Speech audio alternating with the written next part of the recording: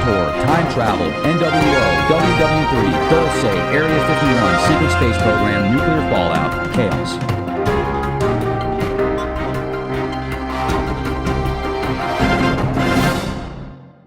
Just a preamble.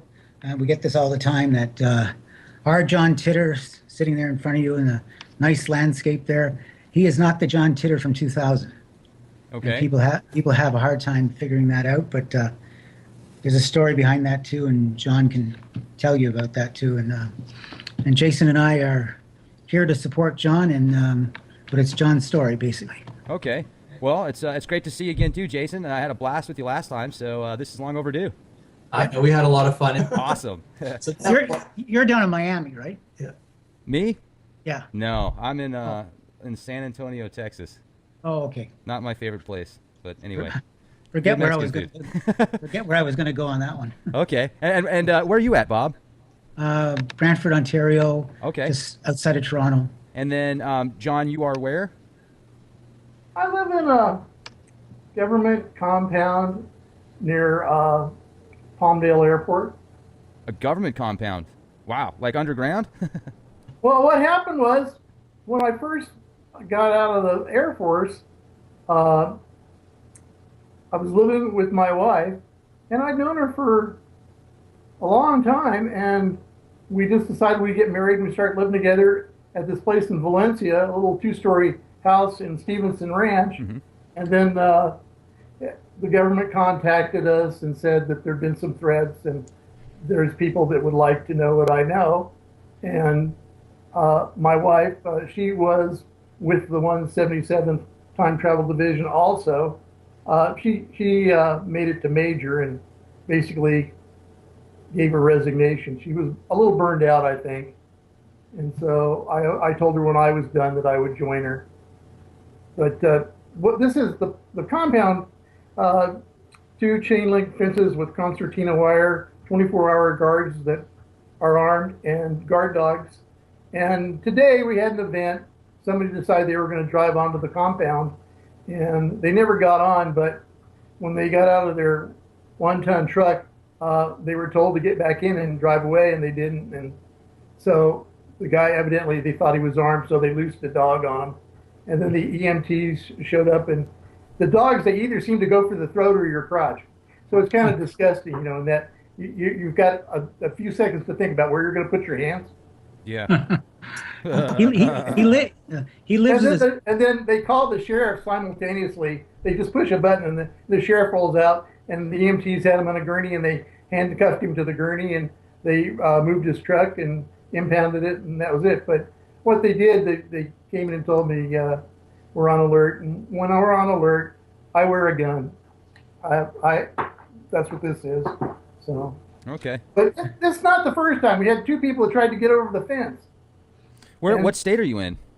California. Okay, California. Are you down there by the desert, the Mojave Desert? Well, Palmdale. Let me tell you why I hit on that. Okay. Was that you drive to Palmdale Airport and get on that airlines that's kind of famous for going to Area 51, Janus. You can fly from Palmdale to Area 51, flights every day. And if I go down Highway 14, I could be at Edwards Air Force Base. And from there, I can hitch a ride and go anywhere I want. Okay. You have to stay on base? No. We go out, but usually there's a couple people with us that are strapped when we go out. We get to go to the mall, we get to go to the doctors. We seem to do that a lot these days. We went to a play at downtown Los Angeles, and the bodyguards put suits on and we dressed for the affair, and we were fine. They keep you on like a real tight leash, essentially. They don't want you. I mean, why do they do that? But yet they let you talk on Skype and write about it.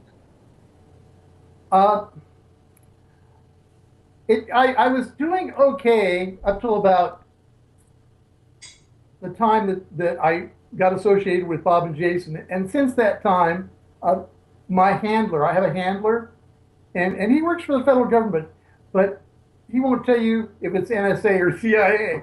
He just says, you know, like, I'm your handler, and I'll tell you what you can do.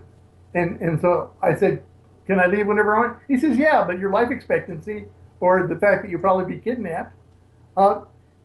My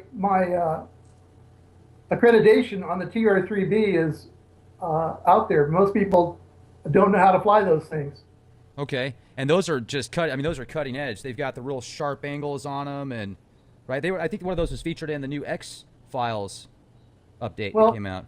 They've been around for a very long time. It's a little bit like the SR-71. Think about it. Mm-hmm. The SR-71 first flew in 1959, but some of the technology wasn't ours.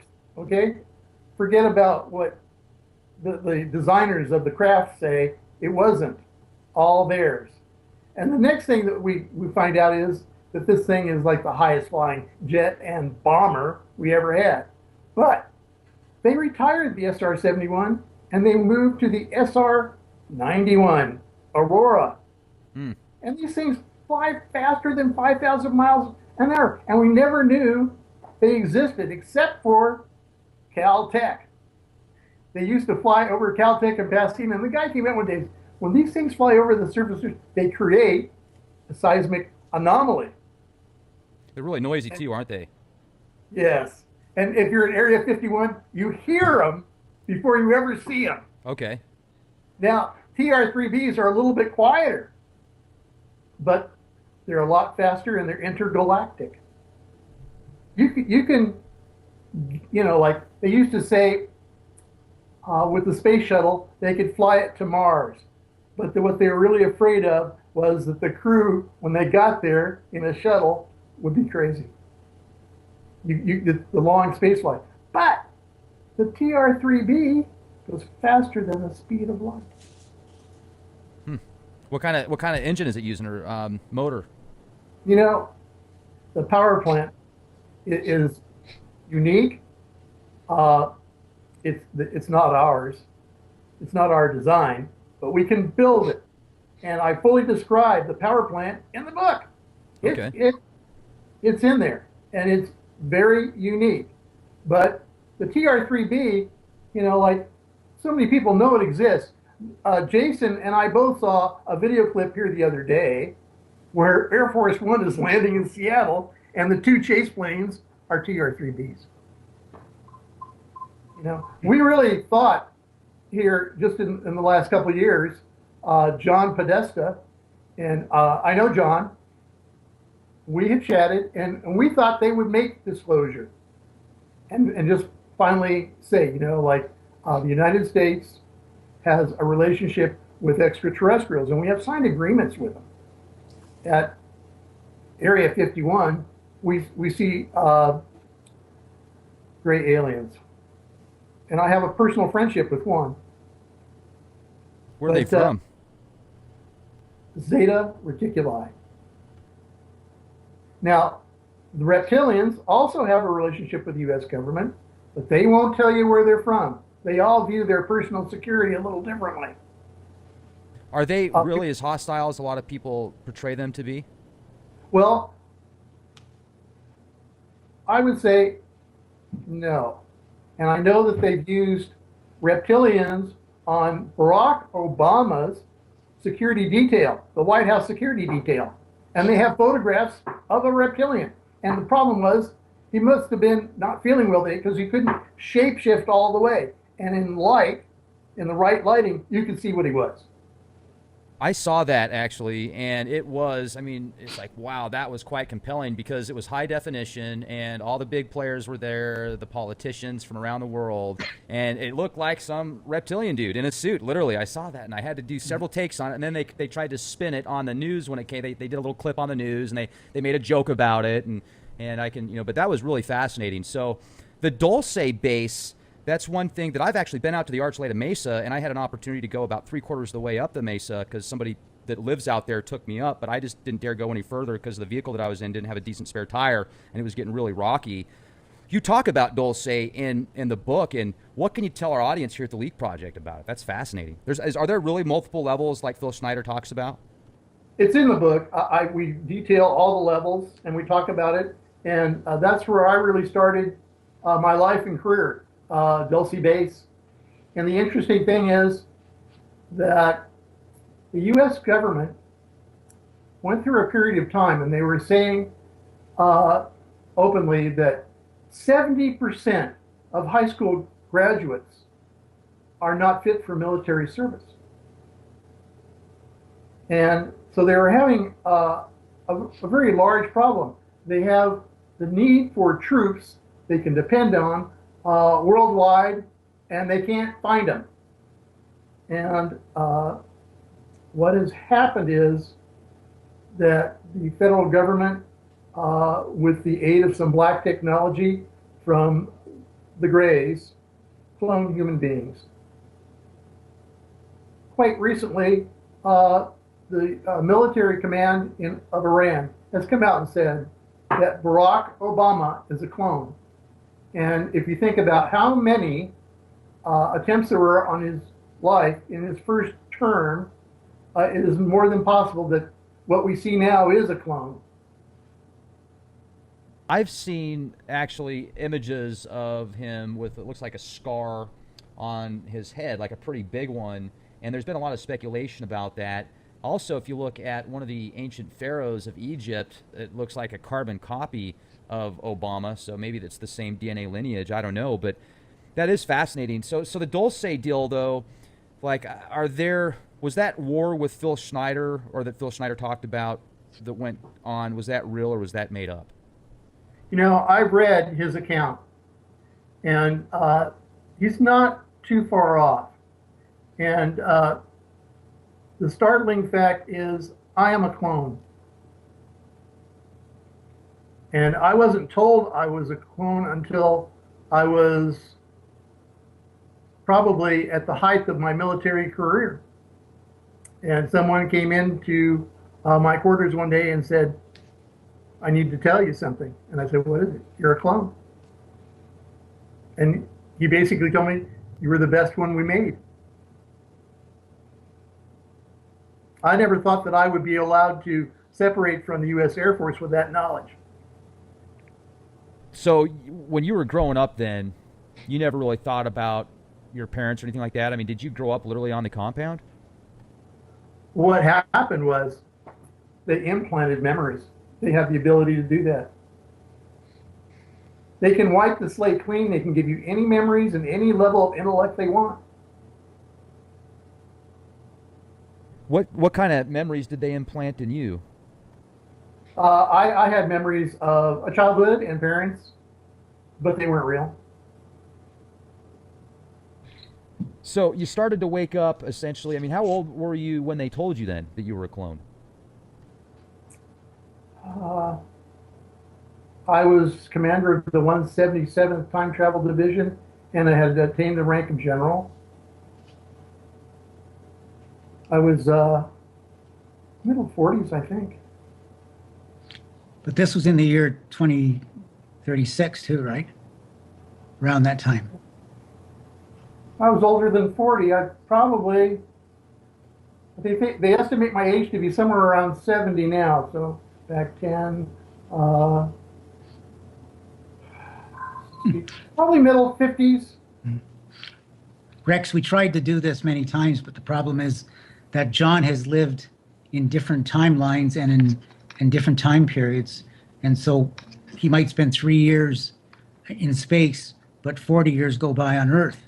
And when he comes back to a timeline, he's only age 3, but everybody else around him is dead or gone or much older. So it's hard to gauge even how old he is. But when he woke up in Dulce that morning, he was 27. At least that's what he was told. And the memory implants that were inside of him basically said that he had passed all the tests to get into the military and had been chosen for this elite group of like-minded people, and that all his relatives had been told he had died in a crash or a military accident, and that was the only way to keep them from trying to look for him. But as it turned out, he really didn't have a family. They were all fabricated stories, but they were very real to him. And John, also, I remember, I think it was in the late 90s when I guess it wasn't you, but it was one of your clones essentially that started to write about the experiences of what's going to happen in the future, Civil War, Hell on Earth, World War III, etc. And a lot of the things that were discussed have came to pass, and then some things haven't. But was that you, or was that? Let's talk about that. Here's what happened. At the time I separated from the Air Force, I didn't think that I was going to be allowed off Area 51. I thought that I was either going to be a candidate for rendition for the rest of my life, or they would just outright kill me because I knew too much. And that's part of my problem today. I still know too much about historical events that could hurt people. And some of them need to be hurt.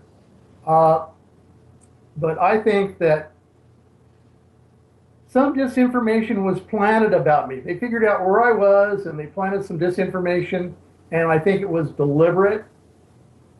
And I've always thought that. I started hearing about Art Bell before I ever even wrote anything or said anything. And people used to ask me, my God, don't you know Art Bell? Because he knows you. And I never spoke to the man. And then there's Oliver Williams, and he seems to know me too. But I have listened to radio talk shows, and our guest today is John Titor. And I'm just sitting there laughing. Well, when they start talking about traveling in time in a late model Corvette, it ain't going to work.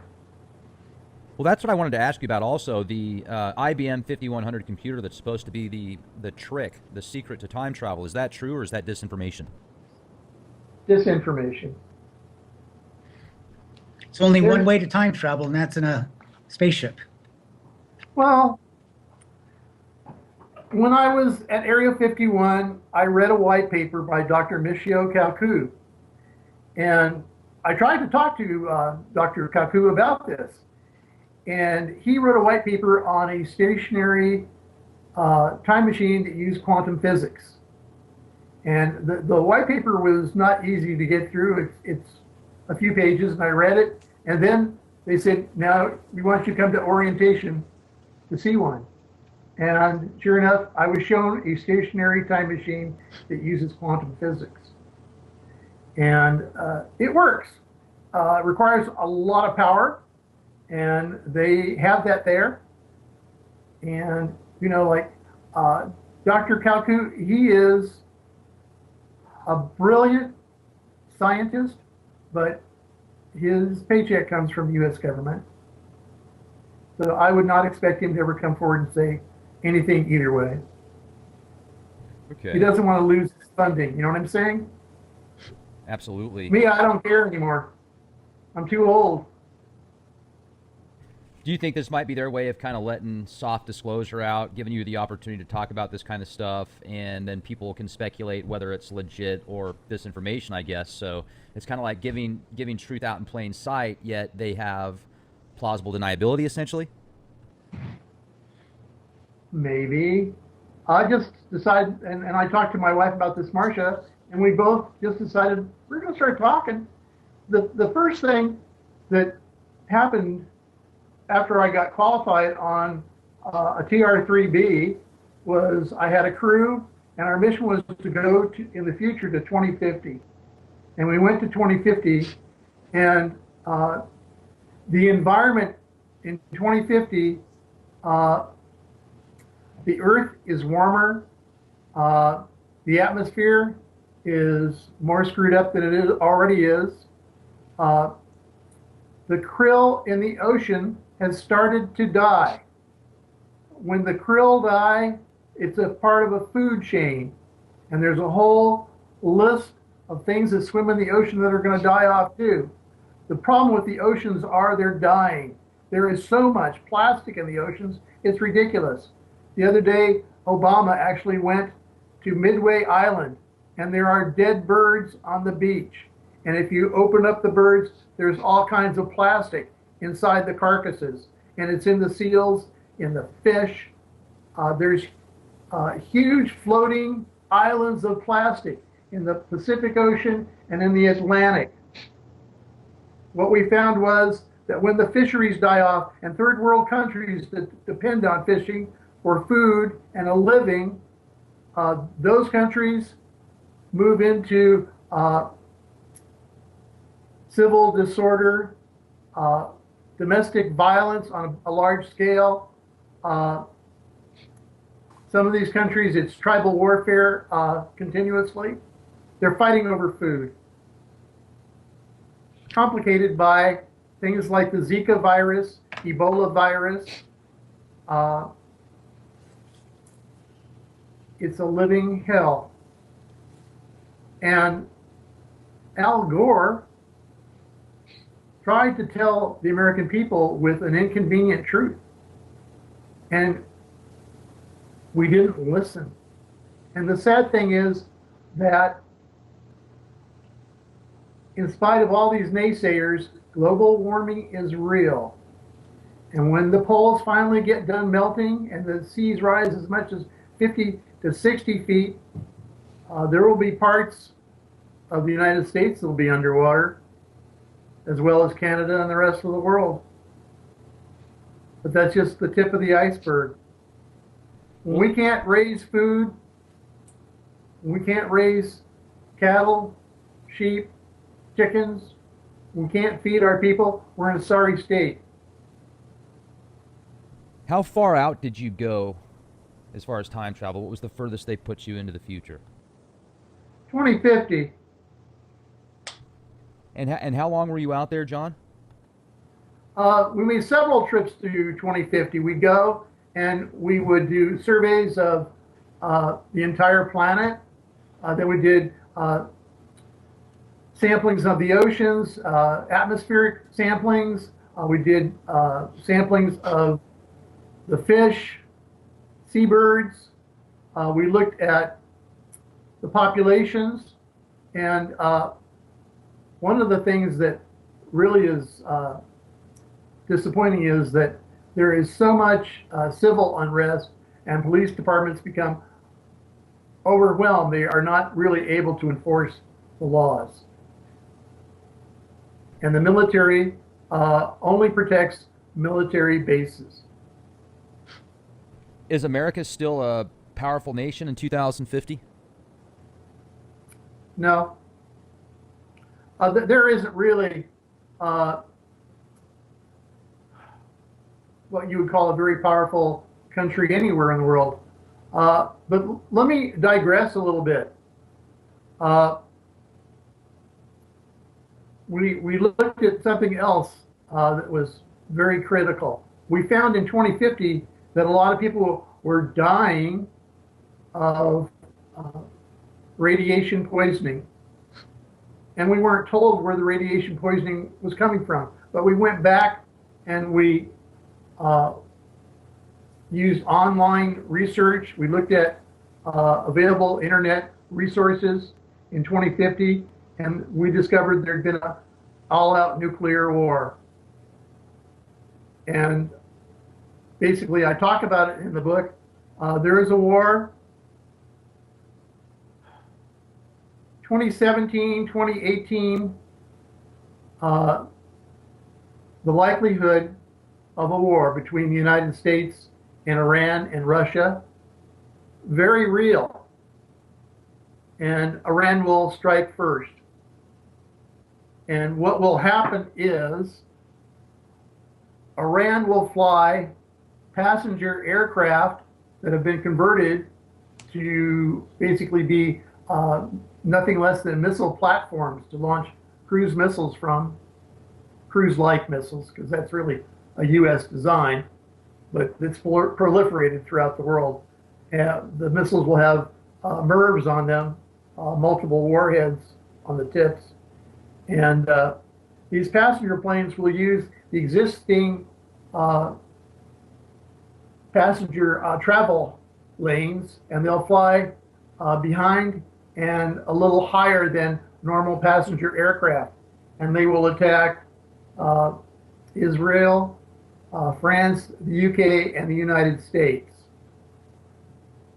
The attack on the United States will take out Washington, D.C., and parts of Virginia and Langley, and it will be devastating. But don't worry, the U.S. retaliates. Well, and then does China get involved with this also, or is this mainly just the three that you mentioned? No, China, what happens is China starts to see radioactive air float their way.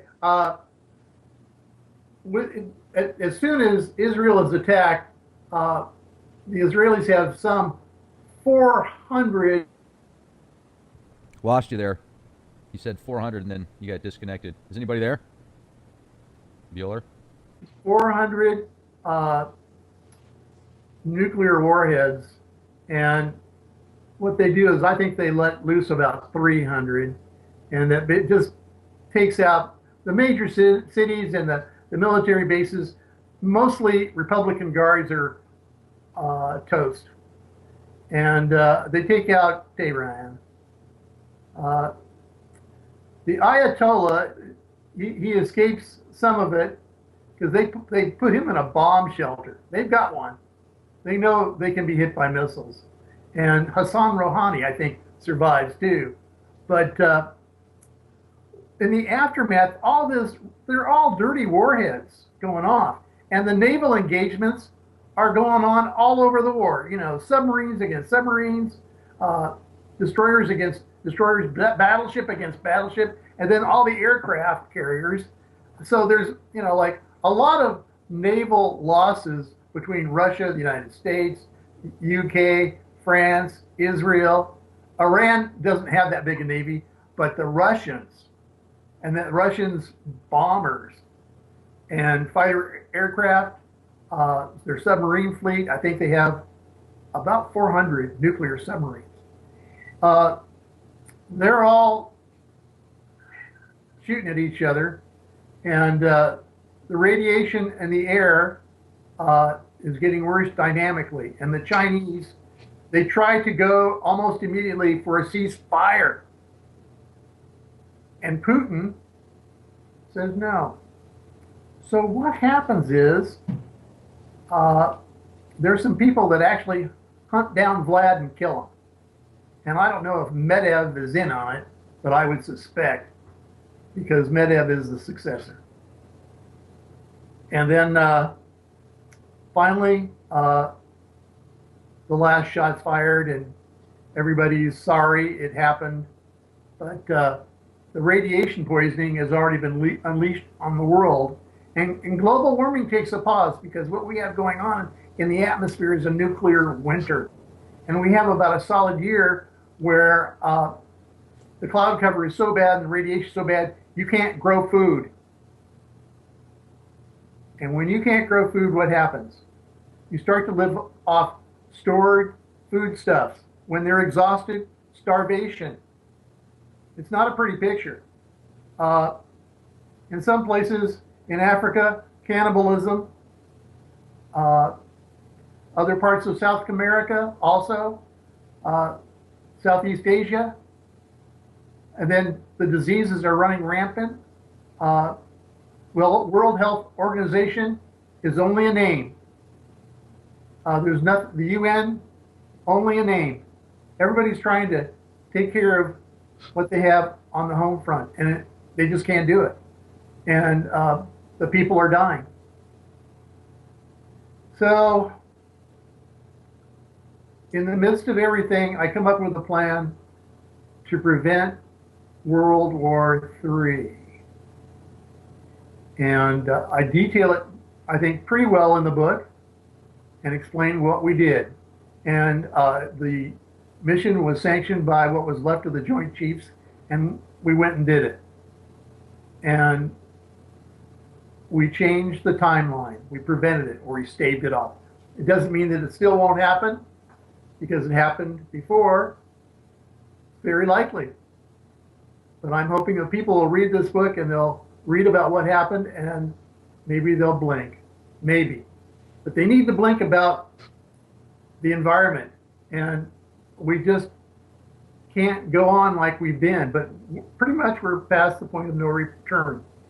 And what I wrote about on the internet was that some of our best and brightest minds were suddenly turning up missing or turning up dead. And I was given command of two rather large TR-3Bs, intergalactic variety, and I did a survey of about 10 planets, 10 systems that could support life as we know it on Earth, under optimal conditions of weather. And I found out of the 10, I looked at worlds that were in decline, or civilizations were dying on them, or they had not really gotten to the stage yet on these worlds where they could support life, or they had very hostile life on them. But two looked very promising. And I'd say what they are in the book. In the Wolf system and in the Kepler system, there were two planets that would support off-world colonies. And so the United States, in conjunction with our NATO allies, began creating off-world colonies and taking some of our best and brightest people there, scientists, university professors, NASA scientists, military people, to these colonies. The colonies, until they are self-sufficient, till they can actually take the resources of the planet and use it to sustain the colonies without being resupplied from Earth, they're in jeopardy. But there are two colonies. What is technology like when you get towards 2050? I know it sounds like it's a real scavenger type area, but obviously there's still pockets of, power and strength. It's kind of like you guys with, you said the 177th Brigade. Is that what you called it? The 177th Time Travel Division. Okay, I'm sorry, 177th Time Travel Division. But the technology, we continue to get black technology in return for airspace and for spaceports. The U.S. Air Force has a very large spaceport where tall whites live at Creech Air Force Base in Nevada. It used to be the Indian Springs Gunnery Range, and then they spent probably billions turning it into an underground base for them. And we received technology from the tall whites, the gray aliens, and also the reptilians. We also have diplomatic relations with the Anunnaki. Let's talk about the Anunnaki for just a moment if we can, because that's on a lot of people's minds right now. What are the Anunnaki? They're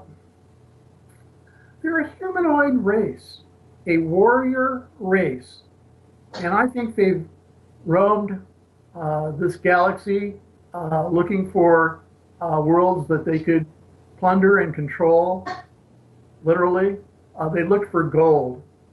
And they had a civilization on Mars. And Mars basically was incinerated in a nuclear war. And I believe that that war followed them to what was their colonies on Earth.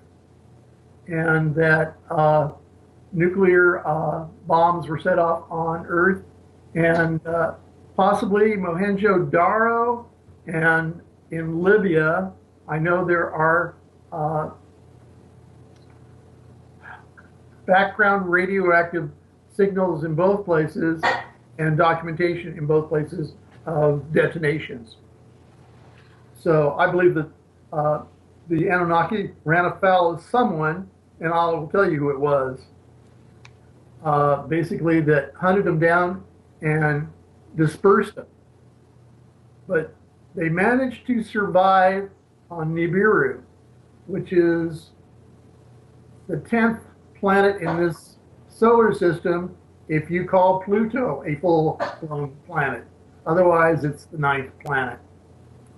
And Nibiru has an atmosphere, but the atmosphere is luminescence.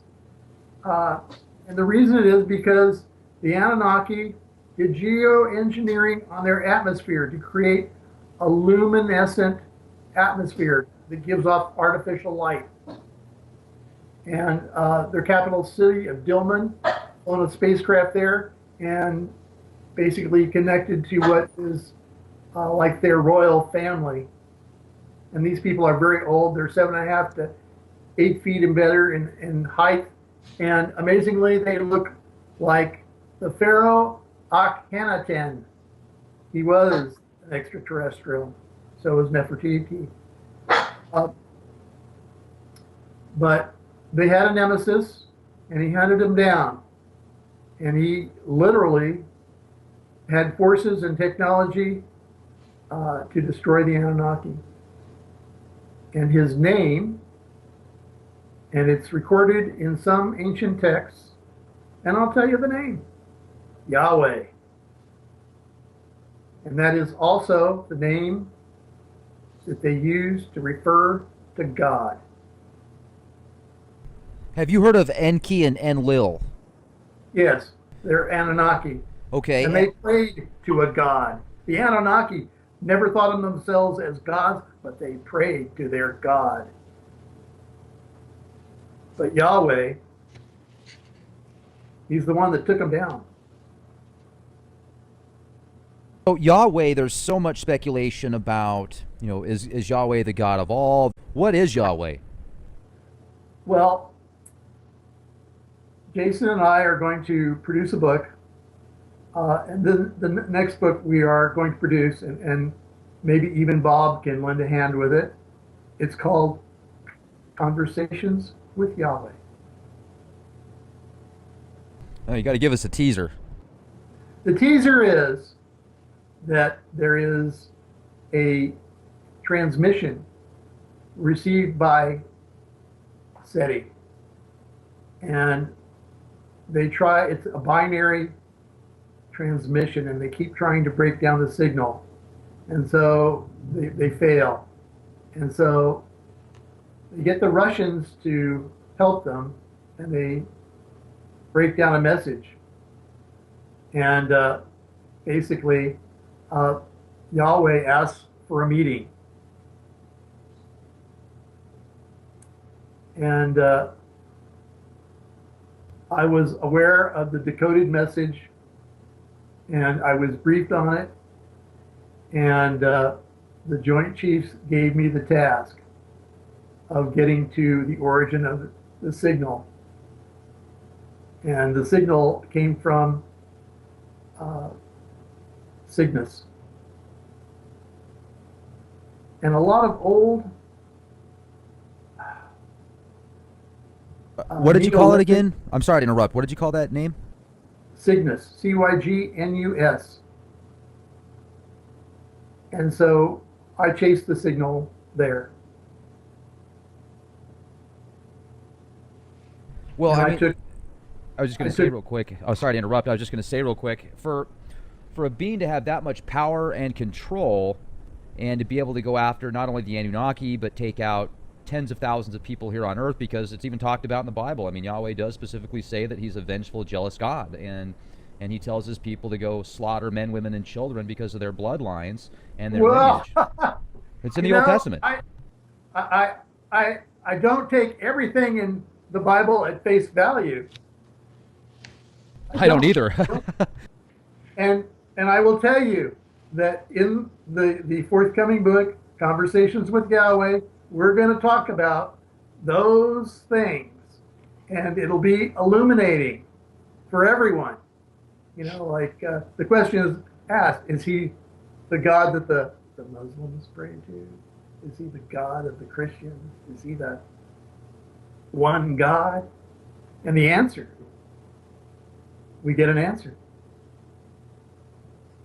Fascinating. I certainly can't wait to pick up my copy of that. And Bob, you are just so amazing at the way you write. I mean, you're literally an artist, and your canvas is a blank page. You write some of the most amazing stories, and I certainly appreciate your work.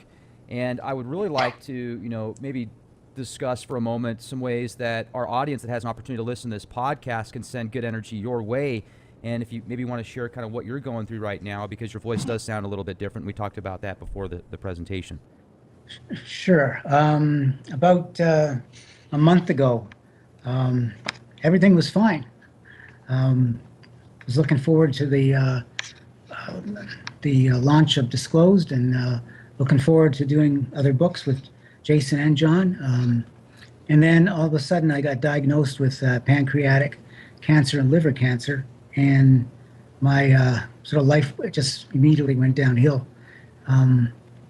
I was given a year to live. I don't believe that's going to be the result. I have hope that I will beat this, and I'm using every means possible, from ordinary medical treatments to alternate therapy treatments. And I have some good days and some bad days, and unfortunately, this has been one of the better days. Although, as I said, my voice is not strong, and in other talk shows, I probably would talk a lot more. But as I said at the beginning, this is John's story. But I appreciate any kind of energy or prayers or anybody that has. I've been getting all kinds of wishful thoughts. So I appreciate that the greatest. And I know today, I mean, we talked a lot about things that John has experienced. One of the things that we haven't talked about, and when Jason and I first started to interview John, we basically thought we were writing a time traveler book, and about his experiences. But it soon became clear to us that he had government secrets involving aliens and treaties and what really has been going on for more than 70 years. The kind of stuff that everybody hopes the Hillary would release if she became president, or whoever becomes president. And based on everything that John has told us, there's absolutely no way in the world she would ever be allowed to release what she was may have released. Even that I have some doubts on. But so we soon realized that our book was going to be the Disclosure. This was a book that was going to reveal things that people had never heard of before, and made them really sit up and take notice, and basically believe what I've believed for many years now, that we don't live in the world we think we do, that there's a lot of control going on, and aliens are very real, and that the Greys and the reptilians and the tall whites play a huge role in giving black technology to the United States in return for basically telling the American people or that they don't exist, because that's one part of the treaty, that we'll give you whatever we can, but you can never reveal to the public that we exist. So there's a catch-22 there. And as John says in the book, when you get seduced with the ability to do time traveling and the ability to have off-world colonies, and know that this Earth is not going to last forever, and there's a way for people to leave it, you're never going to spill the beans. And whether or not the presidents know or not, I don't think John doesn't even know for sure, but some of them did. Kennedy was one of them. Ronald Reagan. Yeah, Reagan, he believes Reagan did too. Absolutely. But I firmly believe that JFK was killed after he got a tour of Area 51. Mm-hmm. And we talked a little bit about his assassination, his brothers, Martin Luther King, and William Colby. All four of those were political assassinations. Yeah. So it's been an incredible ride. The problem with the timeline is that timelines can change. And since John has left the group, he's pretty convinced that time traveling has continued, and who knows Absolutely. what they have done. And even the writing of this book may have changed the timeline.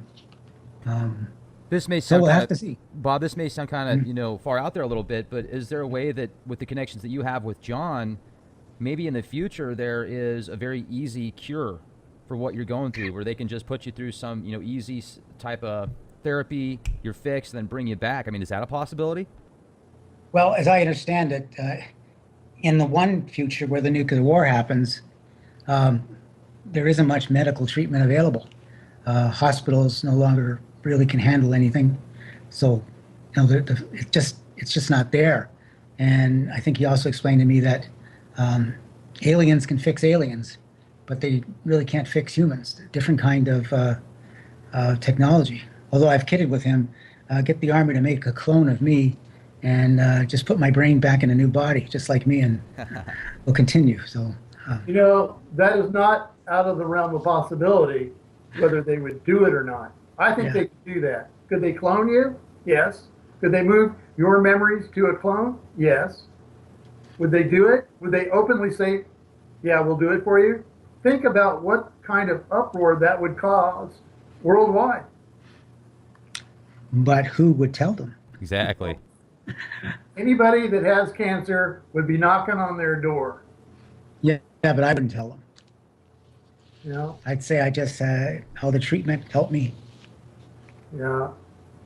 But the interesting thing, I asked John this many times too, that he knows of 3 or 4 extraterrestrials that the United States recognizes, and at no time from 1978 when he woke up at Dulce to 2036 when he did his last mission, did he ever know anything about Palladians or any other species, Andromedans.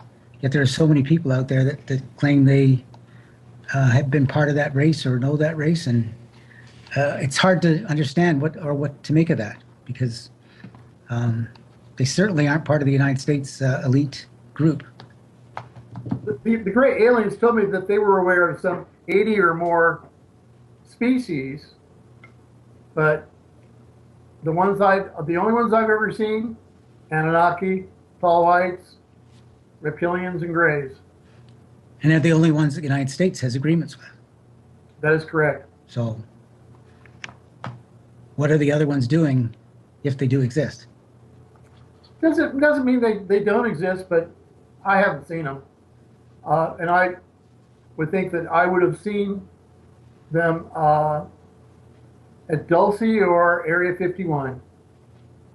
Mhm. They're both of those places, but Creech Air Force Base, I only made it there one time and didn't get to stay long. But there are other bases. I know there are. And John, let me ask, why did you come back from the future timeline? I mean, how did you get that opportunity to go from there to here? Well, it has to do with I followed orders to the letter. I always followed orders. And in so doing, I had orders from a member of the Joint Chiefs, and I think he was a 3-star general, and I did what he told me to do, and ultimately I was relieved of my command.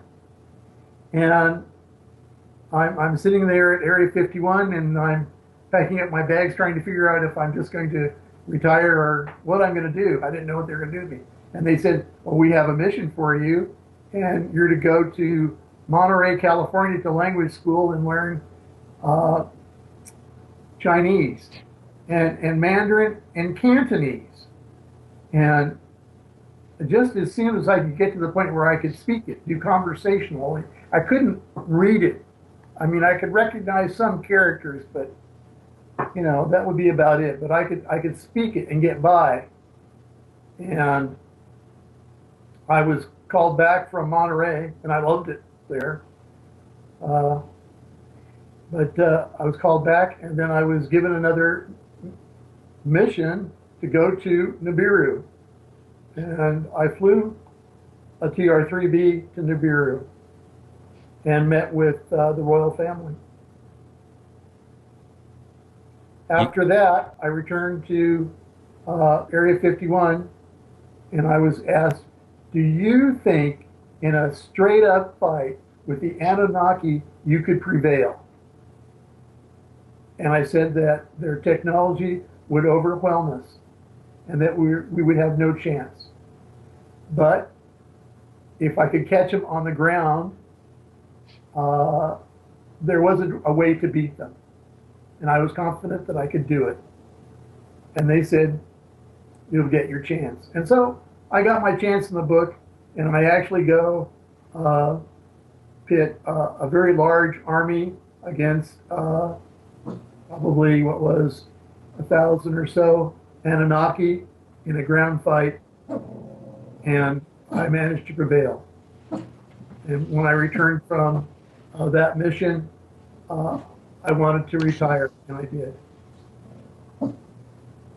Are you saying you took out some Anunnaki?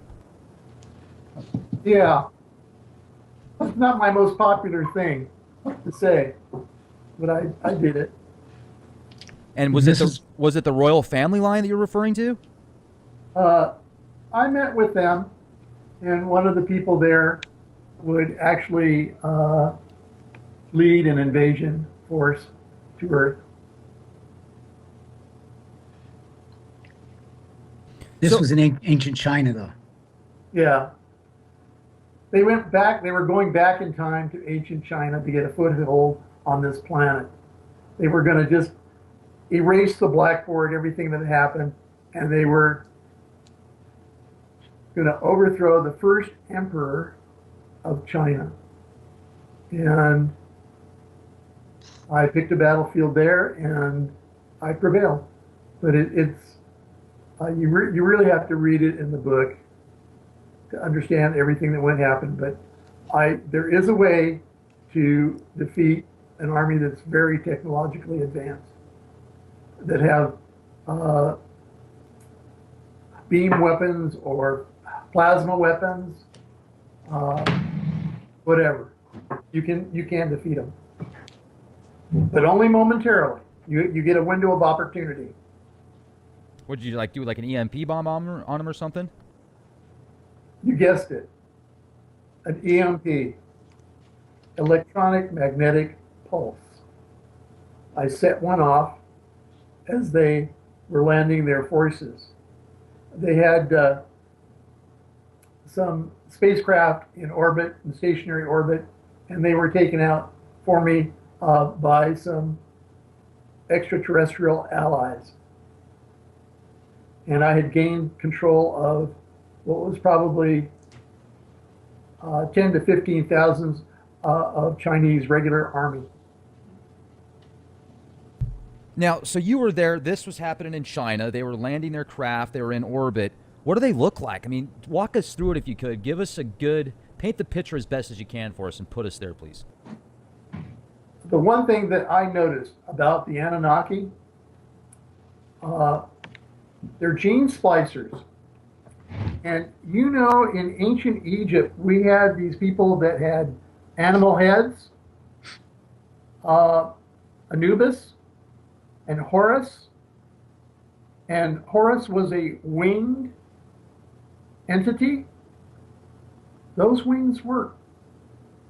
They flew. And some people on Nibiru wore ceremonial wings, a set of what looked like a cross of wings on their back and on their ceremonial robes. And these were highly placed people and in the military. And these wings were only ceremonial and did not function. But these people are gene splicers. And we have received some of that technology, how to splice genes. And the most recent account I have to offer of gene splicing that has been loosed on mankind on this planet is something called chupacabra. And somebody got a hold of the technology and created an animal, and they have released it, and it is multiplying. And it attacks small farm animals and gets to be a pest. People have shot it and had taxidermists stuff it and display it, but it's a pest. Runs about 40 miles an hour. Will it attack a small child? Absolutely. Could it bring down a horse? I doubt it. Your bigger animals, cattle, would be a nuisance to them, but chupacabra is proof that that gene splicing technology has been tested on the planet recently. Now, so is Horus an Anunnaki then? Yes, a lot of the Egyptian gods, Isis and all that, and uh, they were Anunnaki. The Anunnaki tried to fold over their people as gods on the Egyptians. Right. So that way they could kind of manipulate them. And are they able to harness their energy literally like at some other level? I mean, everybody, like, just as an example, for those that are listening to this podcast, if you're in a football team and you score a touchdown, the crowd goes wild, you're going to be like, yes, you're going to feel that energy. But are these guys, because of their technology, are they able to do it at a completely different level, like literally feed off of it at some quantum energy type deal? Their technology and their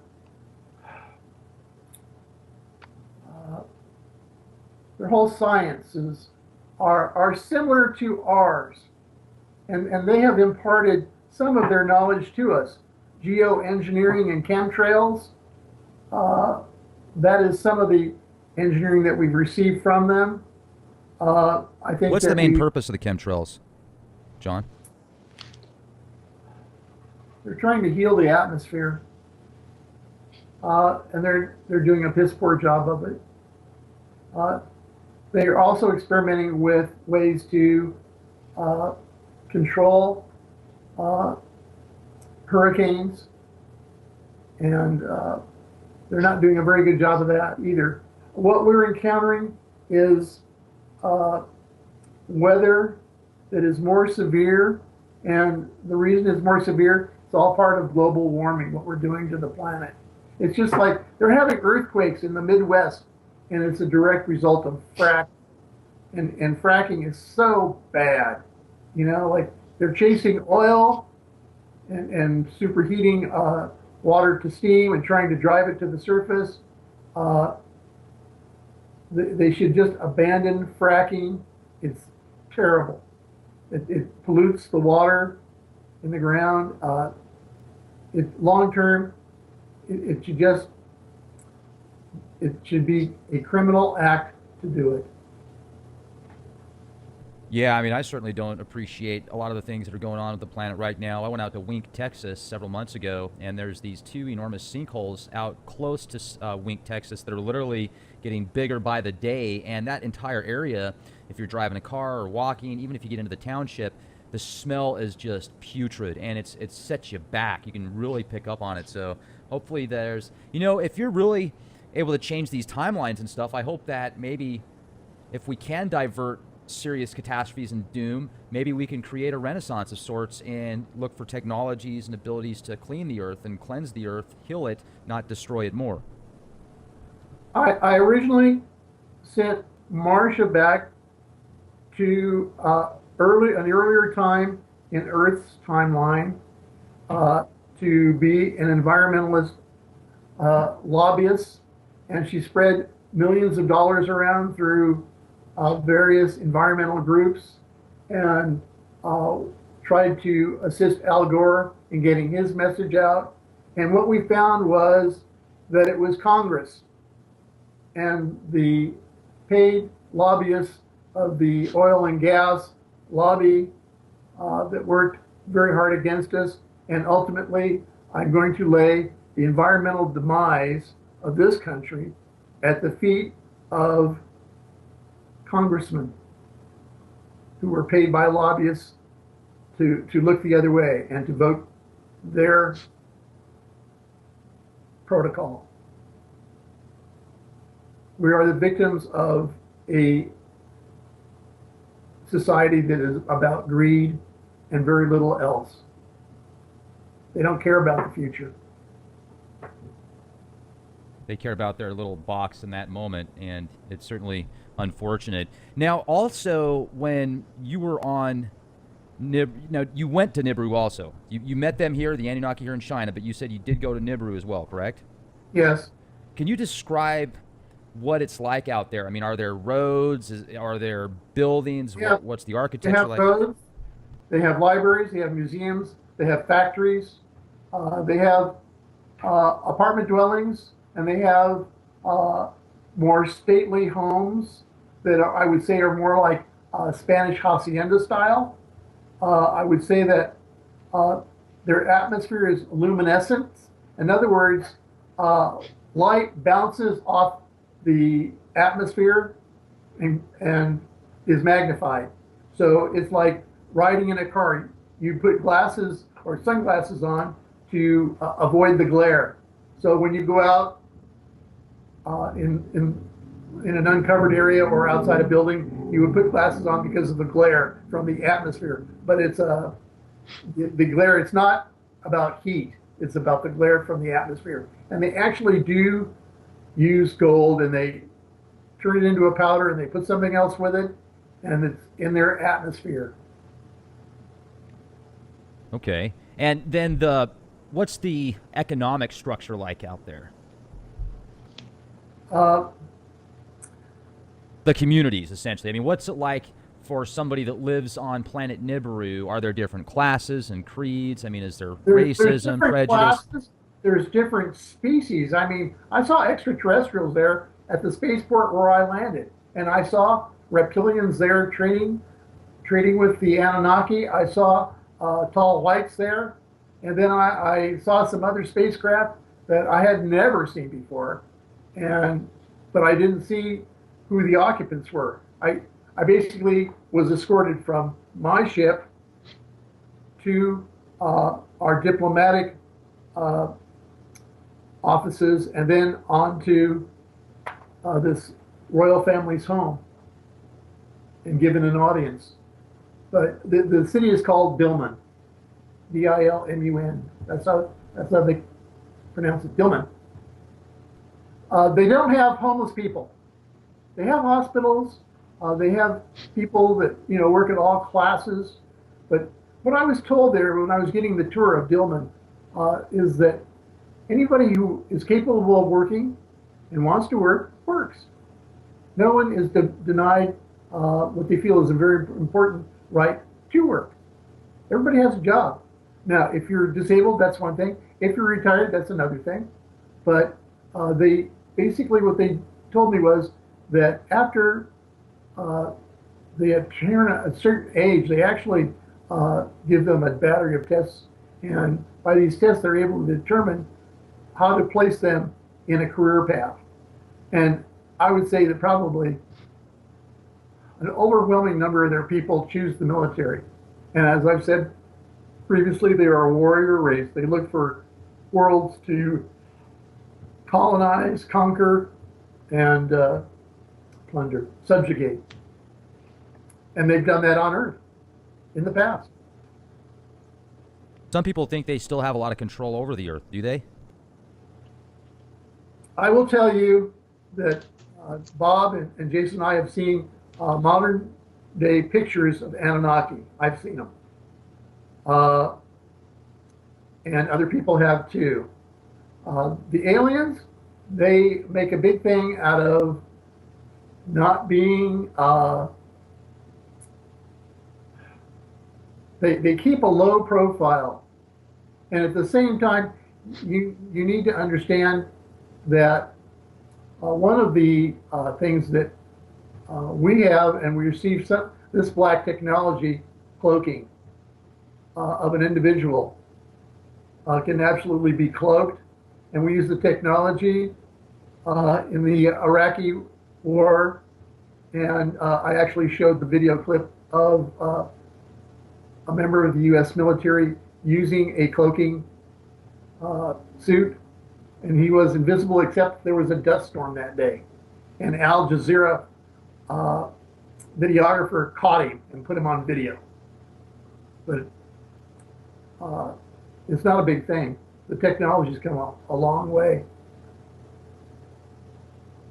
That's fascinating. And also, so Nibiru, basically everybody could work. How long would they live, though? You said they've got really long lifespans, right? I was trying to ascertain that, but I believe that 300 or 400 years might not be a long time for them. There are some things that I was shown the military museum, and I was shown different weapons from different worlds, and some of their most modern weapons and they use particle beam technology and plasma weapons. Nuclear weapons, they understand those very well. They've been around for a long time. Nuclear weapons aren't new. And they've been used on this planet besides in Hiroshima and Nagasaki. I think Mohenjo-Daro and Libya. Absolutely, those two places, I know for sure. And the Sinai. And then it's recorded that Yahweh absolutely is responsible for the nuclear detonations in the Sinai. He was killing off Anunnaki. Now, also, Jason, if I could ask you this question, because you've got some amazing experiences as well, your book. Revelations of a Multidimensional Time Traveler. Great book. And when you were on the show with us before, and Bob came with us, you talked about some of the experiences that you have had. Now, have you ever encountered anything like what John is referring to with Nibiru, the Anunnaki, etc.?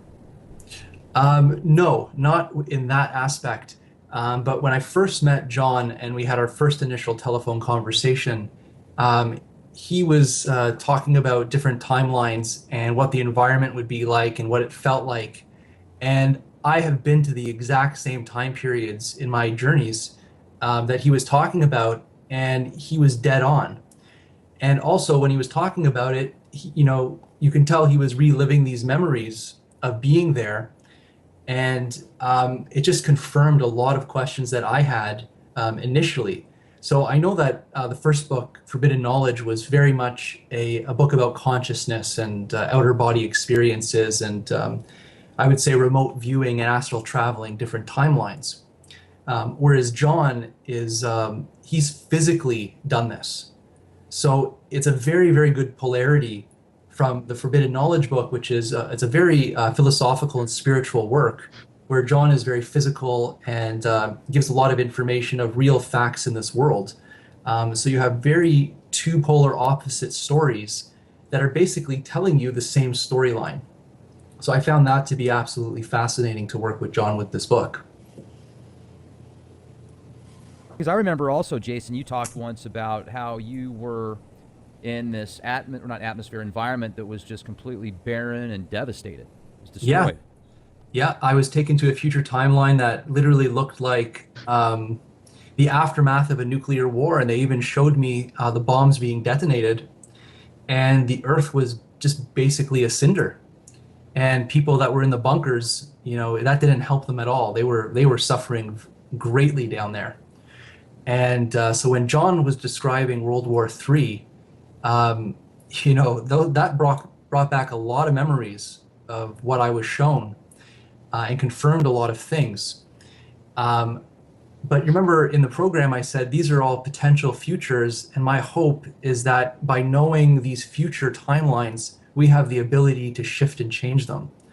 And I think the universe works in very mysterious ways because of that book Forbidden Knowledge, everybody was asking me the same question. So you're a time traveler, Jason. Do you know John Titor? And I said, no, I don't know John. But now that everybody's asking me about John, I'm going to find him. And it was almost like the universe just brought us right together at the right moment and the right time. And we hit it off. And Bob came into the conversation, and Bob and John hit it off. And what came out of our relationship was this story that John told us about his life, and it's captured in the book Disclosed. This book is shocking, and even reading it gives me still chills. But the information that's in there, there's a lot of stuff that has never been out before. And when me and Bob were compiling these stories, we're scratching our heads saying, this is amazing information because no one's connected these dots before, and no one's even talked about these things before.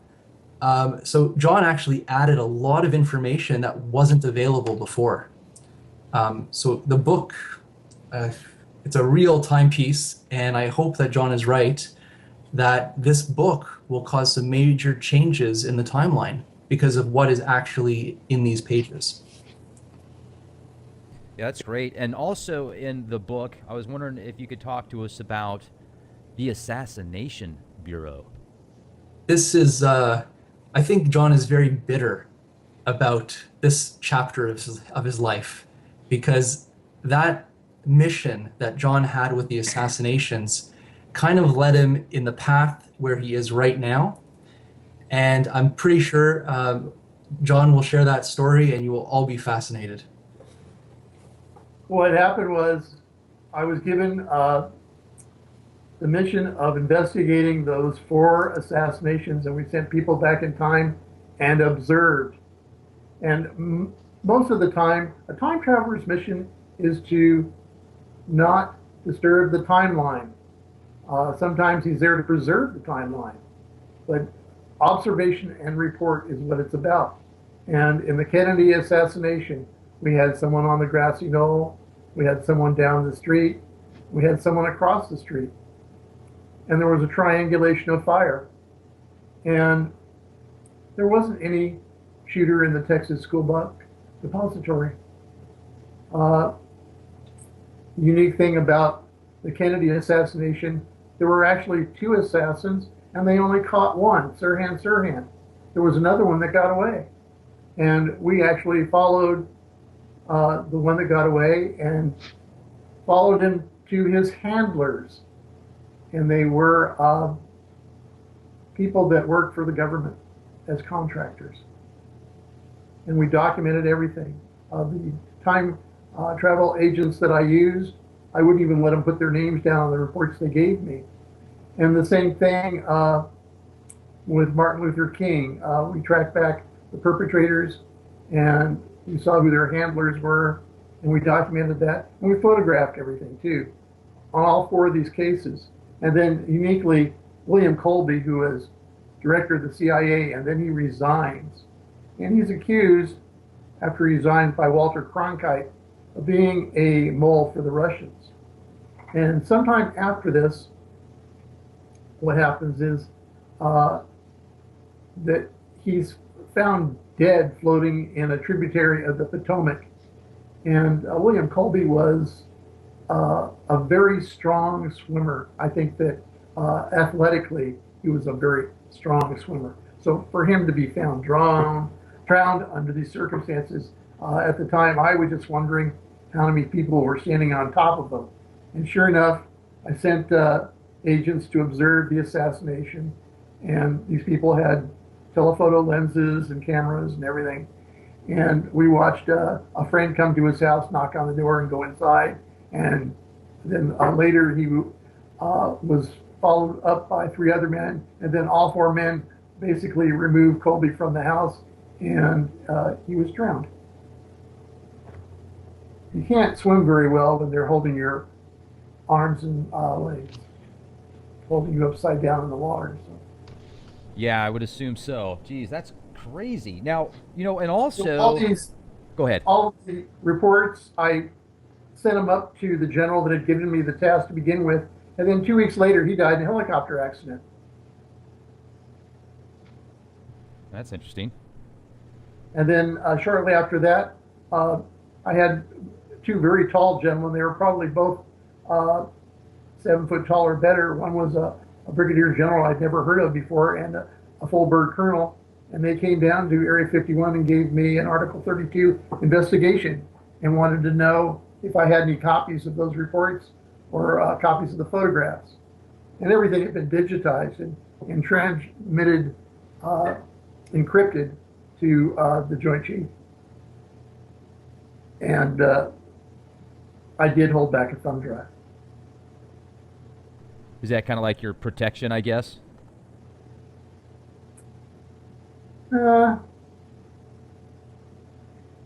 When you look at those 4 assassinations, I mean, like, even there's like John and Bobby, his brother, and Martin Luther King, and then William Colby, but there's some other assassinations like Malcolm X, Larry Flint and his attorney, and they all had a similar style to them. Larry Flint was assassinated? Wasn't he the guy that started Hustler? Yes, he was shot in the stomach, and so was the attorney, and they both lived, but Flint was permanently paralyzed. George Wallace, same thing happened to him, and he was permanently paralyzed. And that was a deliberate shot. You know, that you hit them dead center in the gut, and you break their spine. They live, you break their spine, and at that they don't always live. Why did they pick them though? What was their deal? You know, I would say that there was some real conservatism going on at that time in America. And there were some people that thought that they were above the law and they could make America into a conservative, religious, right-wing America, and that there was only one God and we better pray to that one God because we know he's a Christian God, correct? Okay, so it was essentially just they were trying to prevent Flint and Hustler magazine from basically permeating the porno world, essentially.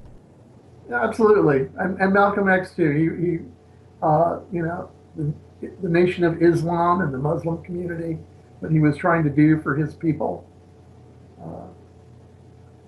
I don't think it was a bad thing. I may be criticized for that statement. Well, you know, here at Leak Project, you can get criticized for anything. I've been criticized for recommending organic apples, so it doesn't take much here. You know? You can't please everybody, man. I mean, seriously, I could give somebody the shirt off my back, and I'd get a hard time for, you know, the shirt being too small or too big. It's just the way the world turns. Yet, with that said, 99 out of 100 people are going to be really appreciative of that. But there's always that one donkey out there that, you know, has to be miserable and bring everybody else down with him. So, you know, you're bringing so much data to the table. It's difficult to grasp, and that's kind of why I'm asking you certain questions about, you know, describing what it's like on that planet and stuff, because we all hear about Nibiru, Planet X, and how it's got a 3,600-year orbit and it destroys everything in its path. But what you don't hear is what it's actually like on that planet, what the people are like, what the culture's like.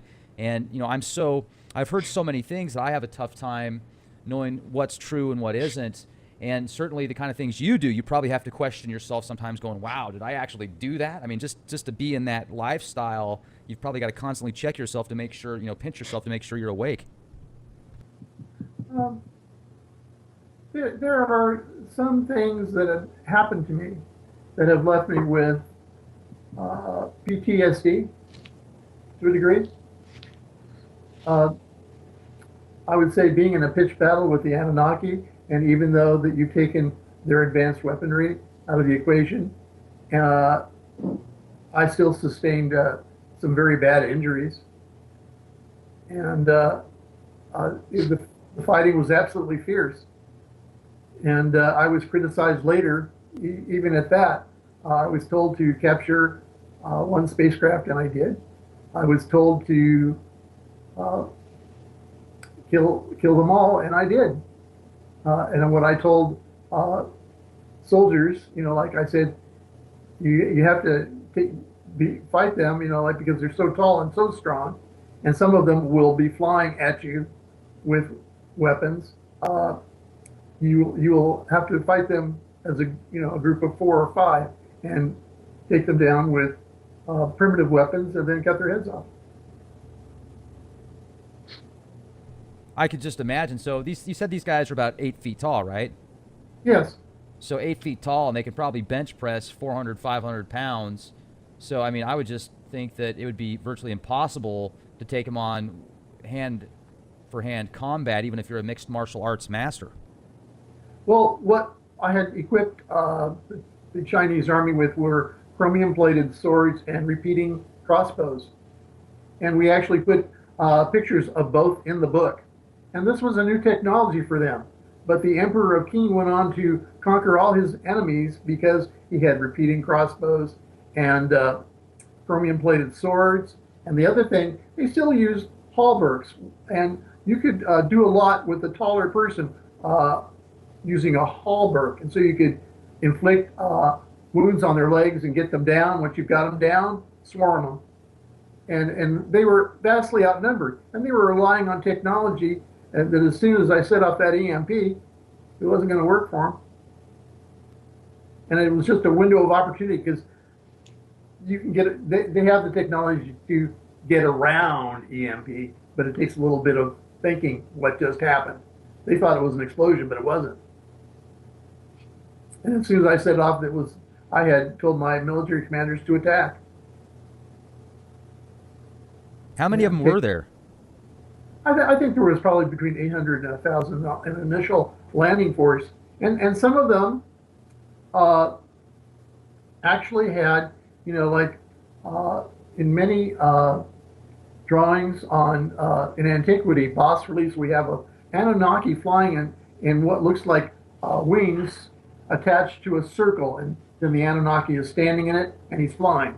I actually saw this vehicle on Nibiru, and you just walk up and step into it, and there's some controls, and it's like a one-man conveyance. They work. And I was offered the opportunity to actually fly one myself, but I just didn't have the time while I was there. They're like a cleanup crew, so once you go back to the past and fight space beings, essentially all this text there, all these dead bodies of giants, what happens to all that stuff? We did a cleanup. We had a little bonfire. We scattered the ashes. It was quite a little mess. I sustained some injuries, and I was blinded temporarily in one eye, and had some nerve damage that I still complain about in my face, and I had my left arm torn out of the socket. What happened was one of these flying Anunnaki with the head of a bird. It just totally unnerves you when you see it. Flew at me, grabbed me, and threw me probably 80, 90 feet. And when I landed, I was just unconscious for a minute. And then people rushed over to me and stood me up and wanted to take me off the field. And I said, if you take me off the field, we lose. I got to stand up and look like I'm okay. So I stood up. I'm bleeding profusely from my head, but I stood up. And it was over probably in about an hour and a half, I think.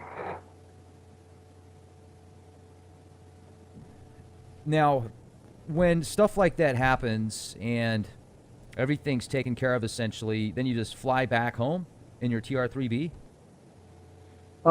Pretty much. That's You incredible. punch in the coordinates and the year and the day you want to go back to, and the computer gets you there. Wow, that sounds fascinating.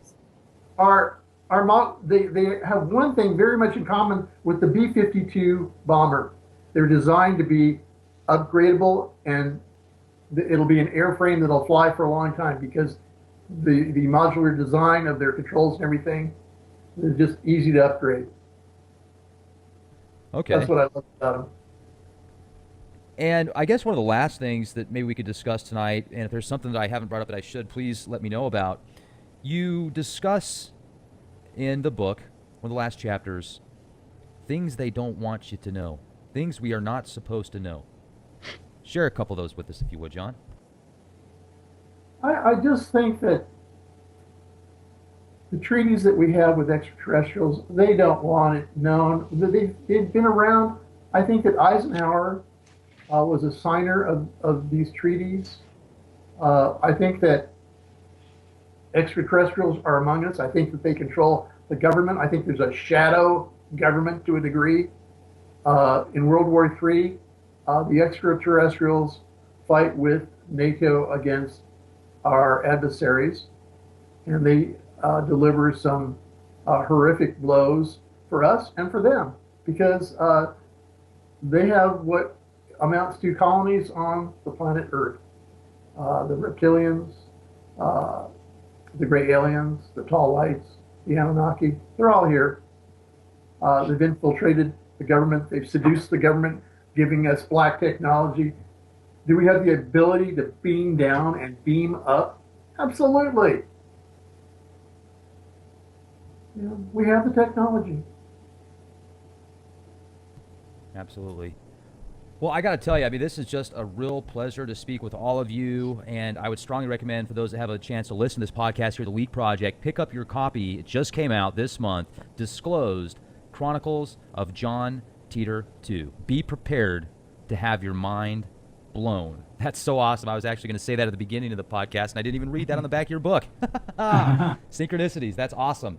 And I also want to thank you so much, Bob, for coming on with us. I know that you're not feeling good, and God bless you, man. We're certainly going to send energy your way and prayers to you. And Jason, it's a pleasure to speak with you again. Also, I wish you all the very best, and hopefully we'll have the opportunity to speak with you again sometime. Thank you so much, everybody. Thanks, Rex. It's a pleasure. Thank again. you. Thank you. Bob, get well. Right on. And folks, I'd strongly recommend going to leakproject.com, become a contributing member at Leak Project, get access to exclusive content. Also subscribe to our YouTube channels, youtube.com/clandestine Time Lord and William Wallace. Have a fantastic day, everybody, and be the change you want to see. This is Rex Bear. Talk to you soon.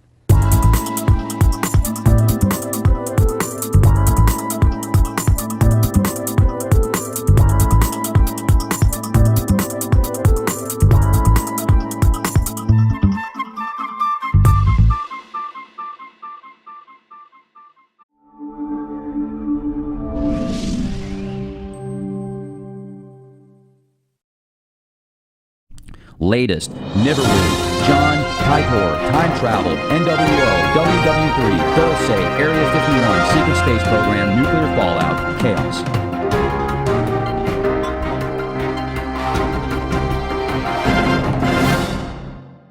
Just a preamble. We get this all the time that our John Titor sitting there in front of you in a nice landscape there. He is not the John Titor from 2000. Okay. And people have a hard time figuring that out, but there's a story behind that too, and John can tell you about that too. And Jason and I are here to support John, but it's John's story basically. Okay. Well, it's great to see you again too, Jason. I had a blast with you last time, so this is long overdue. I know we had a lot of fun. Awesome. So You're down in Miami, right? yeah. Me? Yeah. No, I'm in San Antonio, Texas. Oh, okay. Not my favorite place, but anyway. Forget Good where I was Mexican going. Forget where I was going to go on that one. Okay. And where are you at, Bob? Brantford, Ontario. Okay. Just outside of Toronto. And then, John, you are where? I live in a government compound near Palmdale Airport. A government compound. Wow. Like underground? Well, what happened was when I first got out of the Air Force, I was living with my wife, and I'd known her for a long time, and we just decided we'd get married and we started living together at this place in Valencia, a little two-story house in Stevenson Ranch. Mm-hmm. And then the government contacted us and said that there'd been some threats and there's people that would like to know what I know. And my wife, she was with the 177th Time Travel Division also. She made it to major and basically gave her resignation. She was a little burned out, I think. And so I told her when I was done that I would join her. But what this is, the compound, 2 chain link fences with concertina wire, 24-hour guards that are armed, and guard dogs. And today we had an event. Somebody decided they were going to drive onto the compound, and they never got on, but when they got out of their 1-ton truck, they were told to get back in and drive away, and they didn't. And so the guy, evidently, they thought he was armed, so they loosed a dog on him. And then the EMTs showed up, and the dogs, they either seem to go for the throat or your crotch. So it's kind of disgusting, in that you've got a few seconds to think about where you're going to put your hands. Yeah. He lives and then they call the sheriff simultaneously. They just push a button and the sheriff rolls out, and the EMTs had him on a gurney, and they handcuffed him to the gurney, and they moved his truck and impounded it, and that was it. But what they did, they came in and told me we're on alert, and when we're on alert, I wear a gun. I that's what this is. So. Okay. But it's not the first time. We had 2 people that tried to get over the fence. What state are you in? California. Okay, California. Are you down there by the But desert, the Mojave Desert? Well, Palmdale. Let me tell you why I hit on that. Okay. Was that you drive to Palmdale Airport and get on that airlines that's kind of famous for going to Area 51, Janice. You can fly from Palmdale to Area 51, flights every day. And if I go down Highway 14, I could be at Edwards Air Force Base. And from there, I can hitch a ride and go anywhere I want. Okay. You have to stay on base? No, we go out, but usually there's a couple people with us that are strapped when we go out. We get to go to the mall, we get to go to the doctors. We seem to do that a lot these days. We went to a play at downtown Los Angeles, and the bodyguards put suits on, and we dressed for the affair, and we were fine. Do they Nobody just really. they keep you on like a real tight leash essentially? They don't want you. I mean, why do they do that? But yet they let you talk on Skype and write about it. I was doing okay up till about the time that I got associated with Bob and Jason, and since that time, my handler, I have a handler, and he works for the federal government, but he won't tell you if it's NSA or CIA. He Right. just says, like, I'm your handler, and I'll tell you what you can do. And so I said, can I leave whenever I want? He says, yeah, but your life expectancy or the fact that you'll probably be kidnapped. My accreditation on the TR-3B is out there. Most people don't know how to fly those things. Okay, and those are just those are cutting edge. They've got the real sharp angles on them, and right. I think one of those was featured in the new X-Files update that came out. They've been around for a very long time. It's a little bit like the SR-71. Think about it. Mm-hmm. The SR-71 first flew in 1959, but some of the technology wasn't ours. Okay, forget about what the designers of the craft say. It wasn't all theirs. And the next thing that we find out is that this thing is like the highest flying jet and bomber we ever had. But they retired the SR-71 and they moved to the SR-91 Aurora. Hmm. And these things fly faster than 5,000 miles an hour. And we never knew they existed except for Caltech. They used to fly over Caltech and Pasadena, and the guy came out one day, when these things fly over the surface, they create a seismic anomaly. They're really noisy too, aren't they? Yes. And if you're in Area 51, you hear them before you ever see them. Okay. Now, TR-3Bs are a little bit quieter, but they're a lot faster and they're intergalactic. You can, like they used to say with the space shuttle, they could fly it to Mars. But what they were really afraid of was that the crew, when they got there in a shuttle, would be crazy. The long space flight. But the TR-3B goes faster than the speed of light. What kind of engine is it using, or motor? The power plant is unique. It's not ours. It's not our design, but we can build it. And I fully describe the power plant in the book. It's in there, and it's very unique. But the TR-3B, like so many people know it exists. Jason and I both saw a video clip here the other day where Air Force One is landing in Seattle, and the two chase planes are TR-3Bs.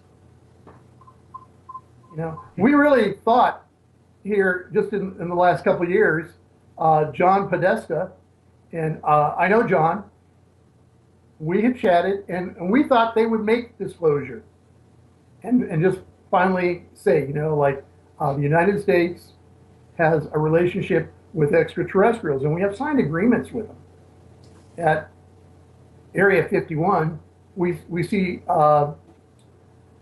gray aliens. And I have a personal friendship with one. Where are they from? Zeta Reticuli.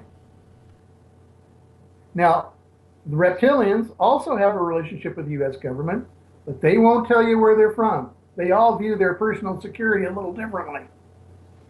Are they really as hostile as a lot of people portray them to be? Well, I would say no. And I know that they've used reptilians on Barack Obama's security detail, the White House security detail. And they have photographs of a reptilian. And the problem was he must have been not feeling well because he couldn't shapeshift all the way. And in light, in the right lighting, you could see what he was. I saw that actually, and it was, I mean, it's like, wow, that was quite compelling because it was high definition and all the big players were there, the politicians from around the world, and it looked like some reptilian dude in a suit. Literally, I saw that, and I had to do several takes on it, and then they tried to spin it on the news when it came. They did a little clip on the news, and they made a joke about it, and I can, but that was really fascinating. So the Dulce Base, that's one thing that I've actually been out to the Archuleta Mesa, and I had an opportunity to go about 3/4 of the way up the mesa because somebody that lives out there took me up, but I just didn't dare go any further because the vehicle that I was in didn't have a decent spare tire, and it was getting really rocky. You talk about Dulce in the book, and what can you tell our audience here at the Leak Project about it? That's fascinating. Are there really multiple levels like Phil Schneider talks about? It's in the book. We detail all the levels, and we talk about it, and that's where I really started my life and career. Dulce Base. And the interesting thing is that the U.S. government went through a period of time, and they were saying openly that 70% of high school graduates are not fit for military service. And so they were having a very large problem. They have the need for troops they can depend on worldwide, and they can't find them. And what has happened is that the federal government, with the aid of some black technology from the Greys, cloned human beings. Quite recently, the military command of Iran has come out and said that Barack Obama is a clone. And if you think about how many attempts there were on his life in his first term, it is more than possible that what we see now is a clone. I've seen actually images of him with, it looks like a scar on his head, like a pretty big one, and there's been a lot of speculation about that.